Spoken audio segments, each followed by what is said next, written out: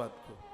बिल्वः तुलस्या अस्त्वमूलकम, bell की सानिध्यता में किया गया सदकर्म भजन पूजा पाठ बहुत गुना है। तुलस्या, तुलसी के सानिध्य में जब आप अपने घर में पूजा करते हैं तो वहां तुलसी का गरुआ लाके रख लिया करो। जितना 1 और 1 लाख में अंतर है, उतना ही आपकी पूजा तुलसी और तुलसी के अभाव में उतना ही अंतर हो जाएगा।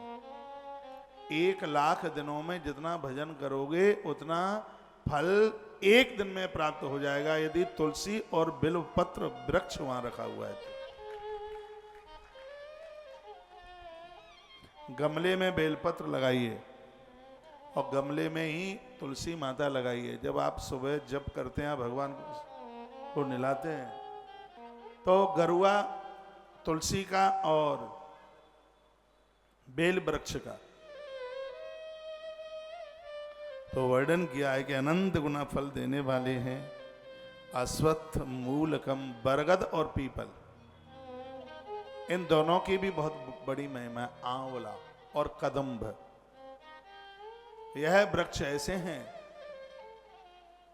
आनंद कर देते हैं। आम का पेड़ जिसके नीचे जप करने से दरिद्रता समाप्त हो जाती है।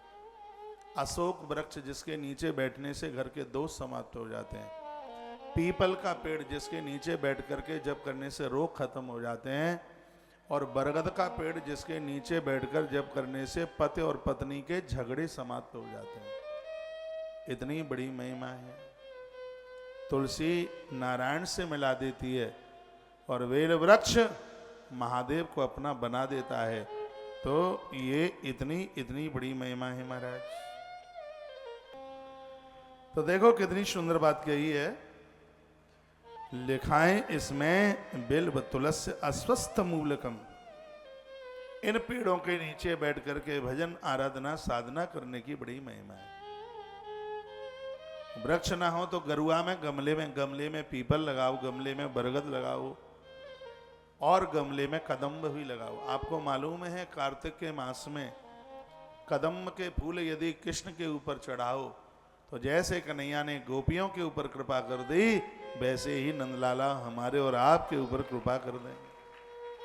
कदम्ब के फूल उन्हें इतना प्रिय है। आपके पास जमीन हो तो धरती में लगा लीजिए कदम्ब फूल। यज्ञ में आम की लकड़ी जलाने से गरीबी खत्म होती है। समी शमिधा जलाने से जमीन के दोष समाप्त हो जाते हैं।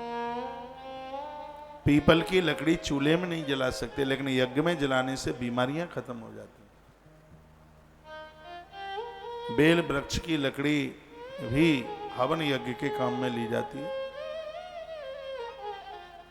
ततो देवालयम विद्या तीर्थ तीरम ततो दशः, मंदिर में बैठ करके भजन जप करने से भजन बहुत गुना ज्यादा बढ़ जाता है। आप महाकाल जाते हैं, बहुत ज्यादा नहीं आपसे होता है तो कुछ नाम वहां के किसी कोने में बैठकर, इतनी जगह बहुत विस्तार पूर्वक यह मंदिर स्थान है, वो आप उंगलियों पर ही कुछ माला सटका के आ जाया करें। विधान तो भगवान के 108 नाम लेने का है, लेकिन इतना ना हो पावे तो कुछ हो जाए तो कुछ तो उसका भगवान प्रसन्न होकर कृपा कर